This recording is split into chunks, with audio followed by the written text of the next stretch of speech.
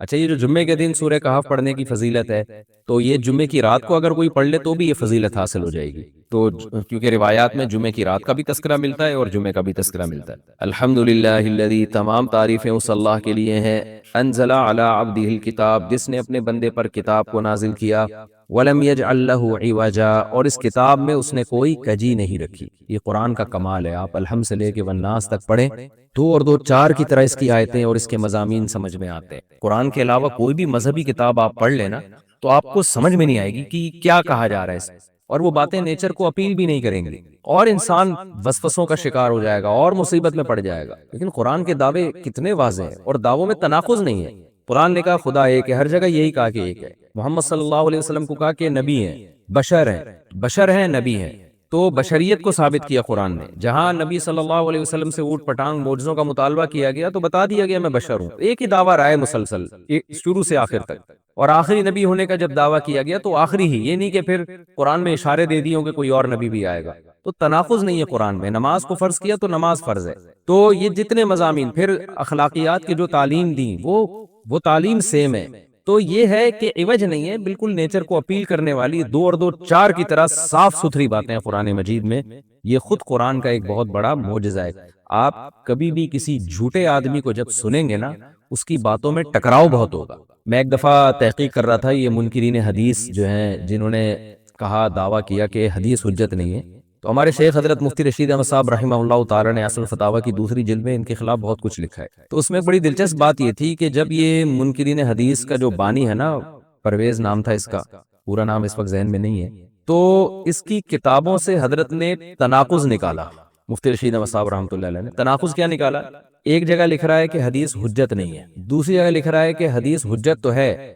لیکن جن ذرائع سے ہم تک پہنچی وہ ذرائع حجت نہیں ہے، اور ایک جگہ لکھ رہا ہے کہ حدیث حجت بھی ہے لیکن صرف نبی صلی اللہ علیہ وسلم کے دور تک کے لیے حجت ہے، ہمیشہ کے لیے حجت نہیں ہے۔ تو ایسے کئی تناقض، تو اس میں حضرت نے لکھا کہ اس سے پتہ چلتا ہے کہ یہ بیچارہ خود اس کو پتہ نہیں ہے کہ یہ اس کا دعویٰ کیا ہے، یعنی اس سے صاف واضح ہوتا ہے کہ ان کا مقصد صرف اور صرف ہمیں اسلام سے ہٹانا ہے، اور حدیث کو مشکوک قرار دے کر، کیونکہ زیادہ تر جو قوانین ہمیں اسلام کے ملتے ہیں وہ تو قرآن میں بہت کم ملتے ہیں، وہ تو احادیث میں ملتے ہیں۔ قرآن تو زیادہ تر عقیدے کی بات کرتا ہے، آخرت کے تصور کو ہماری نظروں میں اجاگر کرتا ہے، اخلاقیات سکھاتا ہے، مسائل، فقہی مسائل، وہ تو زیادہ تر احادیث میں ہے، اسلامی قانون جسے ہم کہتے ہیں۔ تو مقصد اس کا یہ ہے کہ اسلامی قانون سے کسی طرح لوگوں کو ہٹایا جائے، تو جیسے جس وقت بن پڑی وہ دعویٰ اس نے کر دیا۔ کبھی مجلس دیکھی کہ یار اس وقت یہ دعویٰ کرنا زیادہ مناسب ہے کہ حدیث حجت تو ہے لیکن جن ذرائع سے پہنچی وہ ذرائع قابل اعتماد نہیں ہے، تو وہاں اس نے یہ دعویٰ کر دیا۔ تو جھوٹا آدمی کسی ایک بات پہ ٹکتا نہیں ہے۔ آپ مرزا غلام احمد قادیانی کے دعووں کو دیکھ لیں، اس کی کتابوں میں کہیں وہ لکھتا ہے کہ میں نبی نہیں ہوں، میں تو امام ہوں، اور کہیں لکھتا ہے کہ میں، شروع میں اس نے یہ دعویٰ کیا تھا کہ میں نبی نہیں ہوں، میں امام مہدی ہوں، پھر اس نے دعویٰ کیا میں حضرت وہی عیسیٰ علیہ الصلوۃ والسلام جو مسیح موعود وہ ہوں۔ اس کی کتابوں میں اتنا ٹکراؤ ہے، وجہ اس کی یہ ہے کہ باطل کا ایک ہدف ہوتا ہے، تو وہ دیکھتا ہے کہ جیسا دیس ویسا بھیس، جیسے اس کا ہدف ہوتا ہے شہرت، دولت، اور یا لوگوں میں پھوٹ ڈالنا یا کوئی منصب حاصل کرنا کسی سے، تو وہ پھر دیکھتا ہے کہ جس وقت جو طریقہ اس کو سوٹیبل لگتا ہے نا، وہ وہی طریقہ اختیار کر لے۔ تو ہر باطل میں یہ ہوتا ہے، آج بھی ہم دیکھتے ہیں جو اہل باطل ہوتے ہیں وہ کسی ایک بات پہ ٹکتے نہیں ہیں۔ ایک تو ہوتا ہے نا انسان سے غلطی سے ایک دعویٰ ہو گیا اس سے رجوع کر لے، وہ ایک الگ چیز ہے، وہ تو ہر انسان سے خطا ہو سکتی ہے، لیکن اہل باطل کے دعووں میں بہت ٹکراؤ ہوتا ہے، وہ کسی ایک بات پہ ٹکتے نہیں ہیں۔ آج بہت سارے اسکالرز ایسے ہیں کہ آپ جب ان کی تقریریں سنیں گے یا ان کی کتابیں پڑھیں گے تو انہیں بہت ٹکراؤ نظر آئے گا، اسی سے صاف پتہ چل جاتا ہے کہ یہ لوگ اپنے دعوے میں مخلص نہیں ہیں، ان کا مقصد پھوٹ ڈالنا ہے۔ تو جتنی جو تحریف شدہ آسمانی کتابیں ہیں، یہ جتنے باطل مذاہب ہیں، ان میں بھی آپ کو یہ ٹکراؤ نظر آئے گا۔ تو قرآن یہ دعویٰ بار بار کرتا ہے کہ اللہ تعالیٰ نے جو کلام اپنے حبیب صلی اللہ علیہ وسلم پہ نازل کیا اس میں آپ کو عوج نظر نہیں آئے گا، کوئی کجی نظر نہیں آئے گی، بہت واضح دو اور دو چار کی طرح وہ اپنے دعووں کو دعوے کرتا ہے قرآن مجید، اور اس پر دلائل قائم کرتا ہے۔ قیماً، اللہ فرماتے ہیں سیدھا سیدھا کلام ہے، لینذر بأسا، تاکہ یہ ڈرا دے۔ کہ اللہ تو نے اتنا صاف ستھرا کلام نازل کیوں کیا؟ اللہ کہتے ہیں دو وجہ سے، برے لوگوں کو ڈرانے کے لیے، اچھے لوگوں کو امیدیں دلانے کے لیے، تاکہ برے لوگ برائی سے بچیں اور اچھے لوگوں کو موٹیویشن ملے۔ یہ دعویٰ بھی قرآن کا کتنا پیارا اور کتنا صاف ستھرا ہے۔ برائی کو ختم کرنا چاہتا ہے قرآن، اچھائی کو پروموٹ کرنا چاہتا ہے۔ لِيُنذِرَ بَأْسًا شَدِيدًا، ہم نے کیوں نازل کیا؟ تاکہ یہ ڈرا دے شدید عذاب سے، من لدنہ، اللہ کی طرف سے، یعنی اللہ کی طرف سے ڈرا دے، وَيُبَشِّرَ الْمُؤْمِنِينَ، اور ایمان والوں کو خوشخبریاں سنا دے۔ کون سے ایمان والے؟ الذین یعملون الصالحات، جو اچھے اعمال کرتے ہیں۔ کیا خوشخبری سنا دے؟ ان لہم اجرا حسنا، کہ ان کو اجر ملے گا بہت اچھا، اور ایسا اجر ملے گا ماکثین فیہ ابدا، رہیں گے اس اجر میں وہ ہمیشہ ہمیشہ۔ وینذر الذین قالوا، اور تاکہ یہ کلام ڈرا دے ان لوگوں کو، الذین قالوا، جو کہتے ہیں اتخذ اللہ ولدا۔ اللہ نے ڈرانے کا ذکر 2 دفعہ کیا، اس لیے کہ ایک تو عام لوگ جو برے ہوتے ہیں ان کو ڈرا دے، اور مشرکین میں خاص طور پر یہ برائی تھی کہ یہود و نصارہ کی باتوں میں آ کے اللہ کے لیے اولاد ٹھہرا لیا کرتے تھے، وہ فرشتوں کو بیٹیاں کہہ دیا، یا عیسائیوں کی باتوں میں آ کے اللہ کے لیے اولاد ٹھہرا دی۔ تو اس لیے اللہ نے خاص طور پر ان مشرکین اور ان کافروں کا ذکر کیا جو نبی صلی اللہ علیہ وسلم کے دور میں اللہ کے لیے اولاد ٹھہراتے تھے، کہ ان کو بھی ڈرا دیا جائے۔ وَيُنذِرَ الَّذِينَ قَالُوا، اور ڈرا دے ان لوگوں کو جو کہتے ہیں اتخذ اللہ ولدا، کہ اللہ نے ٹھہرا لی ہے اولاد۔ سورہ کہف بھی مکی صورتوں میں سے ہے نا، تو اس میں بھی توحید کا مضمون بہت ہوگا۔ ما لہم بہ من علم، نہیں ہے ان کے لیے اس دعوے پر کوئی دلیل، ولا لآبائہم، اور نہ ان کے باپ دادا کے پاس کوئی دلیل تھی۔ یہ اکثر کہتے تھے نا بھائی ٹھیک ہے ہمارے پاس دلیل نہیں ہے لیکن ہم اپنے باپ دادا کو فالو کرتے ہیں، تو اللہ کہتے ہیں تمہارے باپ دادا کے پاس کون سے اس دعوے کی کوئی دلیل تھی؟ اور یہ جملہ ہلکا نہیں ہے، کبرت کلمۃ، بہت بڑا ہے یہ کلمے کے اعتبار سے، ایسا کلمہ جو ان کی منہ سے نکلتا ہے، منہ سے نکلنے والا کلمہ یہ بہت بڑا کلمہ ہے، بہت بھاری ہے زمین اور آسمان پر، کہ اللہ کے لیے اولاد ٹھہرا دی۔ ان یقولون الا کذبا، نہیں بولتے یہ لوگ مگر نرا جھوٹ بولتے ہیں یہ۔ فلعلک باخع نفسک علی آثارہم، اللہ تعالیٰ اپنے حبیب صلی اللہ علیہ وسلم کو تسلی دے رہے ہیں کہ اتنا سری جھوٹ بولتے ہیں اور آپ کی دعوت اتنی واضح ہے پھر بھی ایمان نہیں لاتے، تو اے نبی کہیں ایسا نہ ہو کہ آپ غم میں اپنی جان ہی نہ ہلاک کر بیٹھیں، کیونکہ رسول اللہ صلی اللہ علیہ وسلم کا دل بہت گھٹتا تھا کہ اتنی واضح بات میں کر رہا ہوں، اتنا میرے دعوے میں اتنی کلیئرٹی ہے، اس کے باوجود یہ مانتے کیوں نہیں ہیں؟ تو غم سے آپ کا سینہ گھٹتا تھا، تو اللہ نے آپ کو بتایا کہ یہ آپ کی حالت یہ ہو گئی ہے شاید کہ آپ اپنی جان ہی ہلاک کر بیٹھیں۔ دیکھیں اللہ کا شاید یہ ہماری زبان میں اللہ ہم سے بات کرتے ہیں نا، ورنہ اللہ کے لیے تو شاید نہیں، اللہ کے لیے جو چیز ہوتی ہے یقینی ہوتی ہے۔ تو یہاں شاید کا مطلب کیا ہوگا کہ کوئی بھی دیکھنے والا آپ کی کنڈیشن کو دیکھے نا اس وقت، تو وہ کہے گا کہ آپ کی موت نہ واقع ہو جائے، اتنا غم ہے آپ کو۔ تو مقصد ہے غم کی شدت کو بیان کرنا۔ تو اللہ فرماتے ہیں شاید کہ آپ اپنی جان ہی ہلاک کر بیٹھے ان کے پیچھے، یعنی ان کے غم میں، اگر یہ لوگ اس قرآن پر ایمان نہ لے کر آئے، اسفا، افسوس اور غم میں آپ کی جان ہی کہیں آپ ہلاک نہ کر بیٹھیں۔ پھر آگے اللہ بتا رہے ہیں کہ یہ ایمان کیوں نہیں لے کر آتے۔ آپ غم نہ کریں، آپ کی دعوت میں کوئی کمی نہیں، آپ کے دلائل میں کوئی کمی نہیں، ایمان نہ لانے کی وجہ ہم بتاتے ہیں کیا ہے۔ کچھ لوگ لائیں گے کچھ نہیں لے کر آئیں گے، وجہ کیا ہے وہ ہم بتا رہے ہیں اگلی آیت میں، انا جعلنا ما علی الارض، ہم نے بنایا ہے ہر اس چیز کو جو زمین کے اوپر ہے،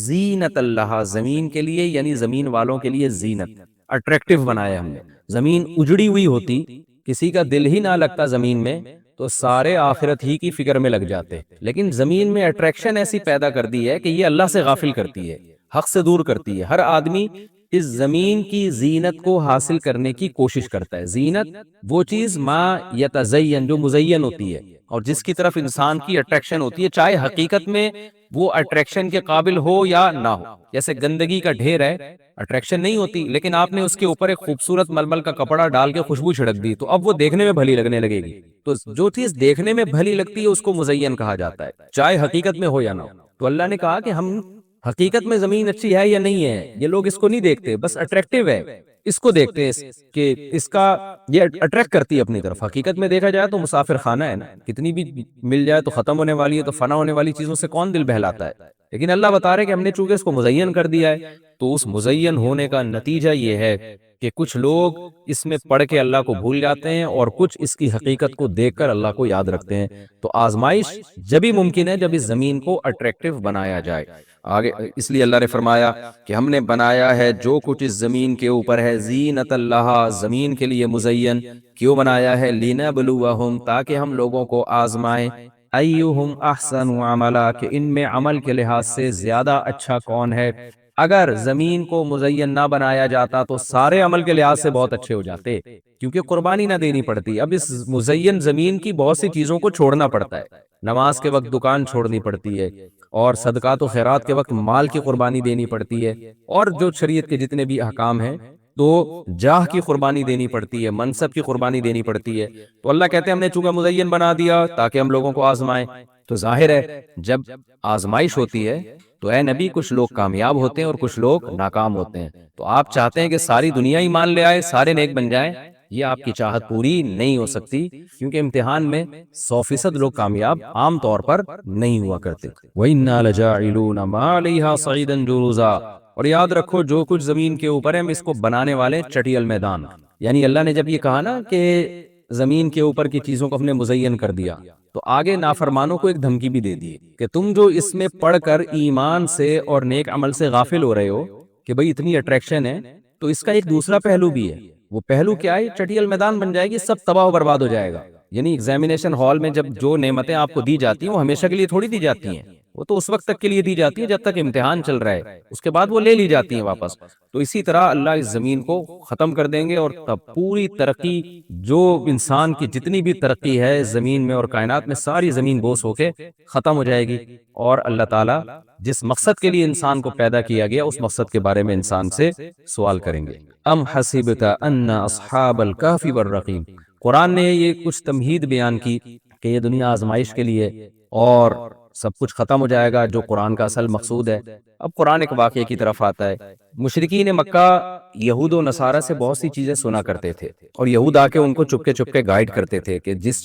نے نبوت کا دعویٰ کیا ہے نا تم ان سے یہ سوال پوچھو، تم ان سے یہ سوال پوچھو۔ پھر یہود دیکھتے تھے کہ ہماری تورات کے مطابق جواب ملتا ہے کہ نہیں ملتا، تو ان کا یعنی خیال یہ تھا کہ محمد صلی اللہ علیہ وسلم جواب نہیں دے پائیں گے تو ہم بتائیں گے دیکھو ہماری تورات میں تو یہ لکھا ہے، اگر یہ اللہ کے نبی ہیں تو یہ تو ہر آسمانی کتاب یہ واقعہ بیان کرتی ہے، تو قرآن کیوں بیان نہیں کر رہا؟ تو یہودیوں نے آ کے مشرکین مکہ سے کہا، مشرکین مکہ نے نبی صلی اللہ علیہ وسلم سے سوال پوچھا۔ ان میں 3 سوال تھے، ایک روح سے متعلق جس کا سورہ بنی اسرائیل میں جواب دے دیا گیا، ایک حضرت ذوالقرنین سے متعلق کہ وہ کون سا بادشاہ تھا جس نے پوری دنیا پہ حکومت کی ہے، ان کا تذکرہ اللہ نے قرآن میں بیان کیا، اور ایک اصحاب کہف کے بارے میں۔ تو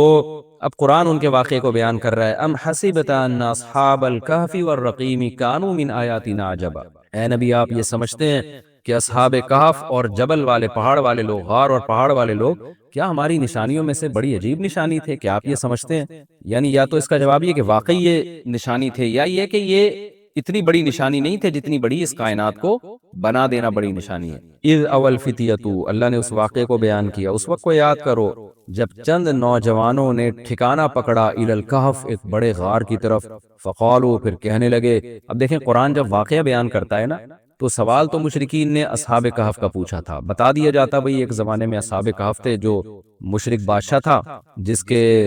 ظلم سے تنگ آ کے وہ علاقہ چھوڑ کے چلے گئے، اور 300 سال غار میں رہے، اور پھر 300 سال کے بعد واپس آئے، اور لوگوں نے پھر بڑی عقیدت کی، محبت کی، بس اتنا کافی تھا۔ لیکن قرآن واقعہ اس انداز سے بیان کرتا ہے کہ اس میں اسباق ملنا شروع ہو جائیں، ہمیں اس میں اسباق ملنا شروع ہو جائیں۔ اب دیکھیں شروع کیسے کیا جا رہا ہے۔ کیا تم یہ سمجھتے ہو کہ اصحاب کہف کا واقعہ کوئی عجیب واقعہ ہے؟ یعنی اللہ کے لیے تو کوئی عجیب نہیں ہے، یعنی انسانوں پر گویا اللہ تعجب کر رہے ہیں کہ اس واقعے کو تم عجیب سمجھ رہے ہو، اور اس سے بڑے عجیب عجیب کام جو ہم نے کر دیے، پانی کے قطرے سے انسان کو بنا دیا، اور اتنا بڑا نظام بنا دیا ہم نے کائنات کا، اس کو عجیب نہیں سمجھ رہے۔ تو یہ انسان کی بھی عقل ہے نا کہ ایک واقعہ عجیب و غریب ہو جائے تو اس پہ حیران ہو رہا ہوتا ہے، اور وہ پوری کائنات بن گئی اور انسان کا پانی سے وجود میں آ جانا، چونکہ یہ ہم اس کے عادی ہو چکے ہیں یہ منظر دیکھنے کے، تو یہ ہمارے نظر میں عجیب نہیں رہا، ورنہ حقیقت میں تو اس سے زیادہ عجیب کام اللہ کر چکا ہے۔ تو ایک تو سبق اللہ نے ہمیں یہ بتایا اس واقعے میں کہ یہ واقعہ اتنا عجیب نہیں جتنا اللہ کے دوسرے کام زیادہ عجیب ہیں۔ تو قرآن واقعہ بیان کرتا ہے اس انداز سے تاکہ ہمیں اس سے اسباق ملے۔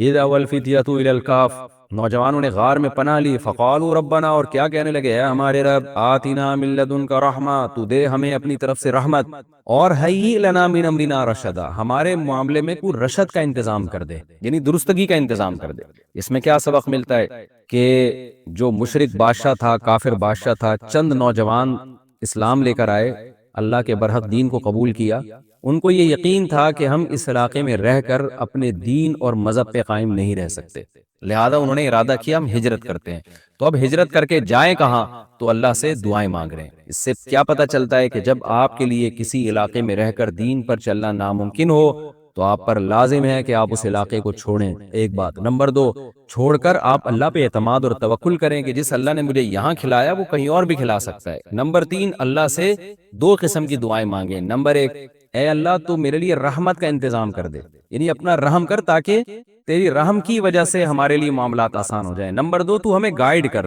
یہ لنا من امرنا رشدہ کا مطلب سیدھا راہ دکھا، ہمیں بتا کہ ہم نے جانا کہاں ہے، کس ملک میں اسٹے کرنا ہے، سفر کیسے کرنا ہے۔ یہ بالکل ایسے ہی ہے جیسے موسیٰ علیہ السلام سے غلطی سے قتل ہو گیا، تو اب مدین سے جب نکلنا تھا،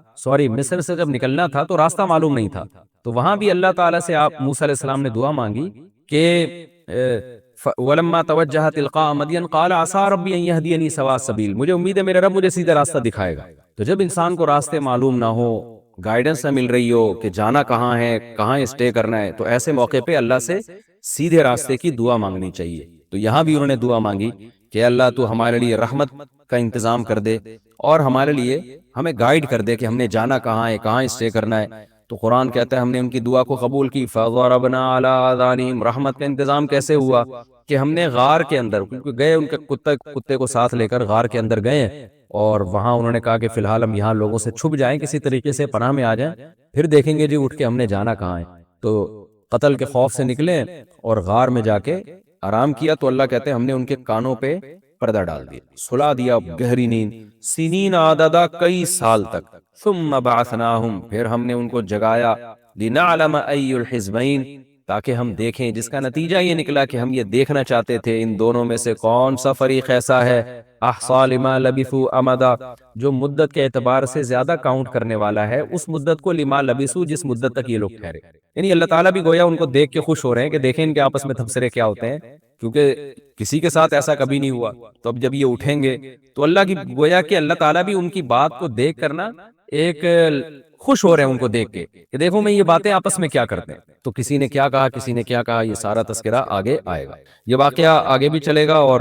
انشاءاللہ اس کی تفصیل اگلے رکوع میں زیادہ آئے گی۔ ہمارا یہ رکوع الحمدللہ کمپلیٹ ہو گیا اور وقت بھی تقریباً کمپلیٹ ہی ہونے والا ہے ہمارا، تو انشاءاللہ اگلے ایپیسوڈ میں اس واقعے کو ہم مکمل کریں گے۔ تفسیر اس کی بہت آسان ہے، زیادہ ڈیٹیل میں جانے کی ضرورت نہیں ہے، اور میں بار بار بتاتا ہوں کہ یہ جو میں تفسیر کے لیکچر ریکارڈ کروا رہا ہوں، اس کا بنیادی مقصد صرف اور صرف یہ ہے کہ جب آپ قرآن مجید کی تلاوت کریں تو آپ کو سمجھ میں آئے کہ آپ کیا پڑھ رہے ہیں، کیا سن رہے ہیں۔ تلاوت سنیں تو سمجھ میں آئے کہ کیا سن رہے ہیں آپ، تراویح میں یا ویسے نارملی جب آپ تلاوت کرتے ہیں۔ اس تفسیر کے لیکچر کا مقصد لمبی چوڑی تفسیریں نہیں ہیں، کیونکہ میں اگر چاہوں تو ایک رکوع میں 6 مہینے لگا دوں اس کی ڈیٹیل بیان کرنے میں، اور چاہوں تو میں مختصر رکھوں اس کو۔ تو میں نے مختصر اس لیے رکھا ہے کہ آپ کو قرآن سمجھ میں آئے، لہذا قرآن سامنے رکھ کر آپ بیٹھا کریں، اور ایک ہی لائنوں والا قرآن ہمیشہ رکھیں۔ 15 لائنوں والا ہے تو پوری زندگی پہ 15 لائنوں والوں سے تلاوت کریں، 16 لائنوں والا ہے تو 16 لائنوں والے سے آپ تلاوت کریں،